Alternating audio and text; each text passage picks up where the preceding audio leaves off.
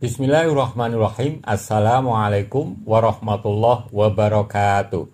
Alhamdulillah, assalatu wassalamu ala rasulillah wa ala alihi wa sahbihi wa man wala. Asyhadu alla ilaha illallah wahdahu la syarikalah wa asyhadu anna Muhammadan abduhu la nabiyya ba'dah. Usikum wa iyaya bittaqwallah faqad fazal muttaqun. Ikhwani fiddin rahimakumullah. Selamat berjumpa kembali. Semoga kita selalu diberi kesehatan, selalu dilancarkan rezekinya, dan dipanjangkan umurnya, barokah, manfaat fiddin wa dunya wal akhirah. Amin. Pada kesempatan ini kami akan mengaturkan yaitu tentang mengapa surat Al-Alaq diakhiri dengan lafal wasjud waqtarib. Tentu urutan surat dalam Al-Quran itu ada kalanya ada atau terdapat keterkaitan dengan surat sebelumnya dan sesudahnya.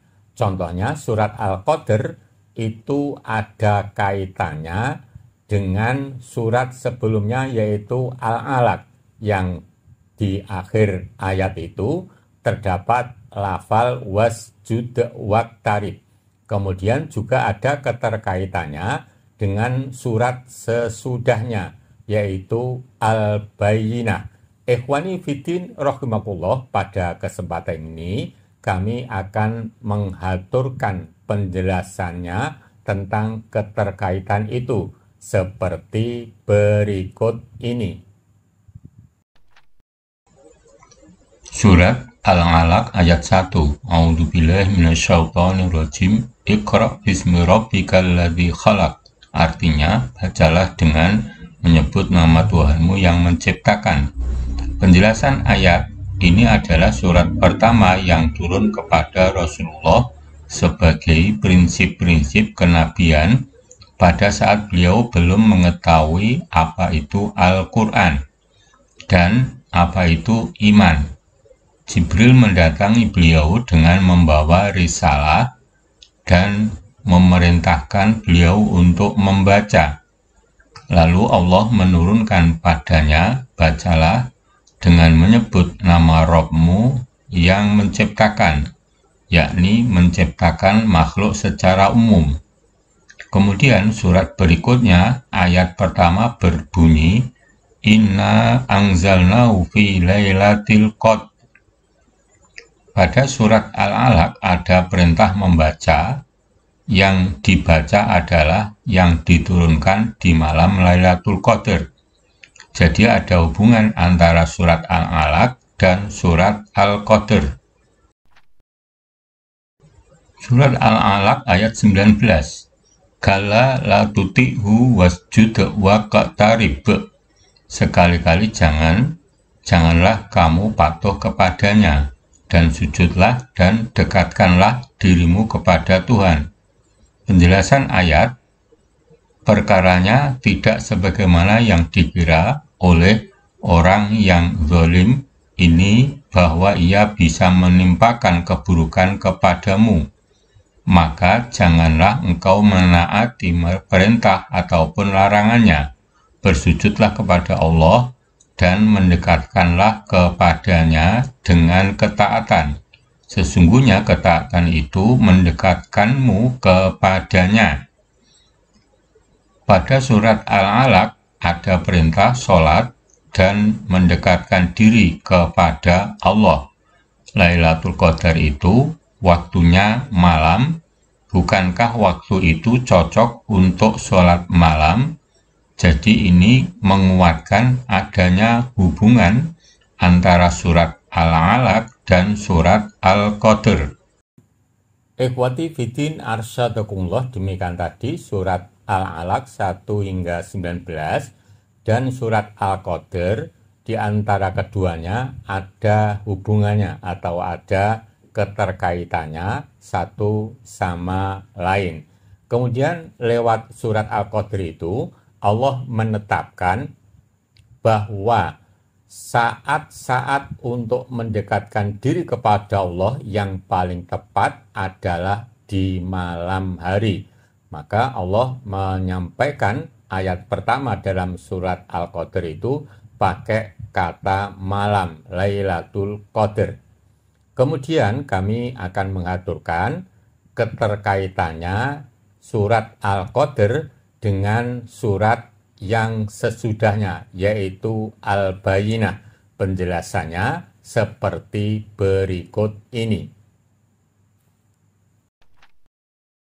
Surat Al-Bayyinah 2. Rasulun minallahi yatlu suhufan mutahharah fiha kutubun qayyimah, yaitu seorang Rasul dari Allah, yaitu Muhammad, yang membacakan lembaran-lembaran yang disucikan, yaitu Al-Quran. Di dalamnya terdapat isi kitab-kitab yang lurus. Pertanyaan sekitar ayat 1.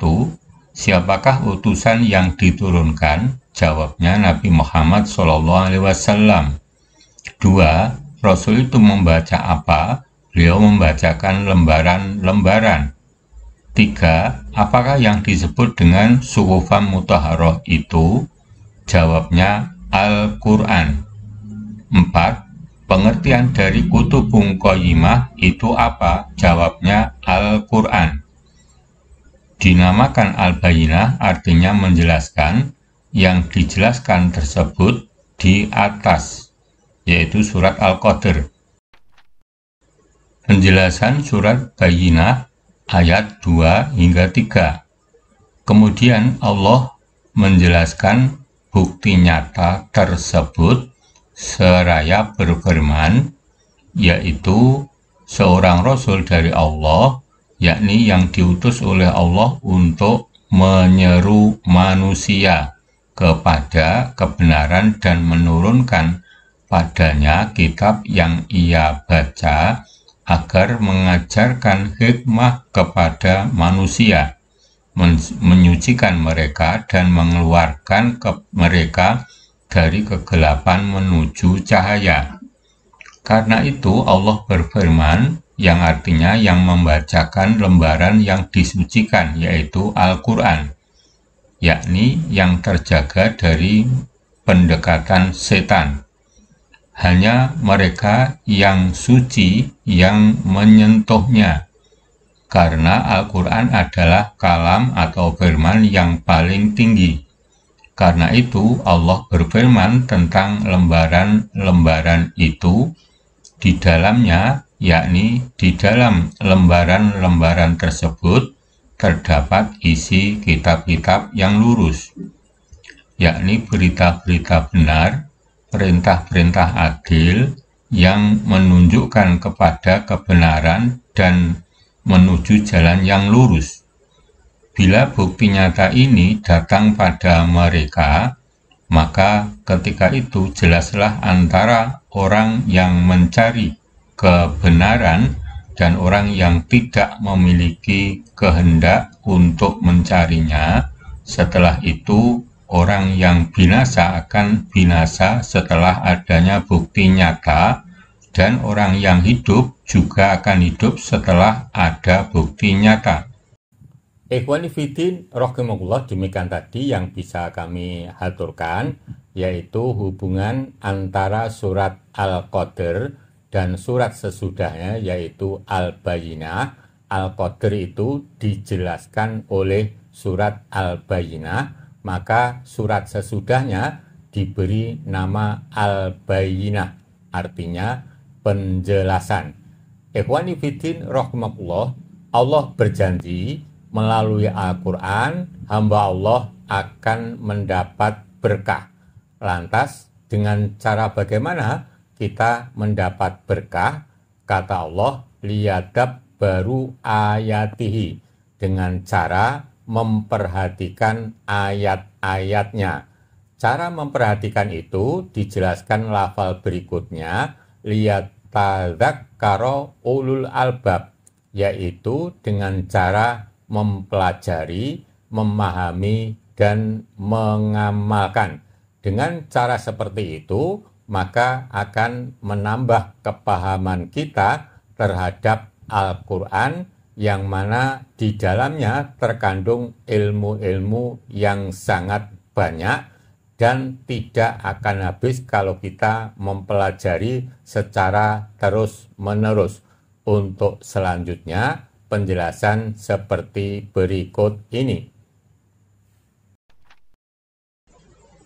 Mempelajari Al-Quran mendapat berkah dan memiliki pikiran sehat. Kitabun anzalnahu ilaika mubarak liyadabbaru ayatihi waliyatadzakkara ulul albab.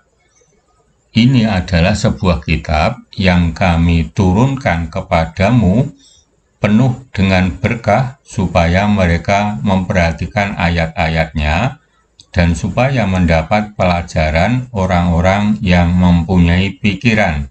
Surat Shad 29. Penjelasan ayat.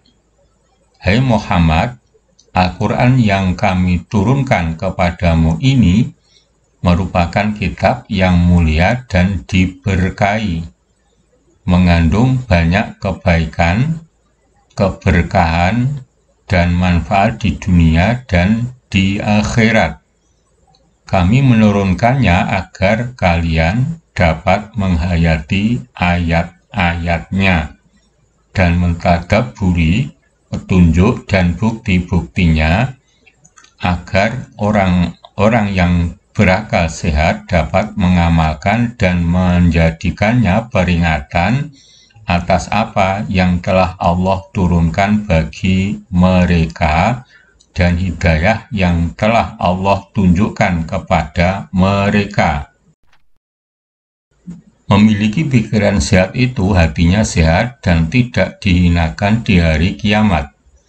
Wala tuhzini yauma yub'atsun yauma la yanfa'u malun wala banun illa man atallaha biqalbin salim. Dan janganlah engkau hinakan aku pada hari mereka dibangkitkan, yaitu di hari harta dan anak-anak laki-laki tidak berguna, kecuali orang-orang yang menghadap Allah dengan hati yang bersih. Asy-Syu'ara 87 hingga 89. Penjelasan ayat. Dan janganlah engkau timpakan kehinaan kepadaku pada hari manusia keluar dari kubur-kubur mereka untuk menghadapi perhitungan amal dan pembalasannya. Pada hari yang harta dan anak-anak tidak bermanfaat bagi siapapun dari hamba-hamba, kecuali orang yang menghadap Allah dengan hati yang bersih dari kekafiran, kemunafikan, dan tindakan-tindakan kenistaan. Ikhwani fiddin rahimakumullah, demikian tadi yang bisa kami aturkan. Semoga kita semuanya termasuk hamba-hamba Allah yang mendapat berkah dari Al-Quran, dimudahkan seluruh urusannya, dan dijamin menjadi hamba Allah yang baik, yang taat, yang soleh, dan dijanjikan masuk surganya dengan mudah atau hisaban yasiro. Amin. Billahi taufiq wal hidayah. Assalamualaikum warahmatullahi wabarakatuh.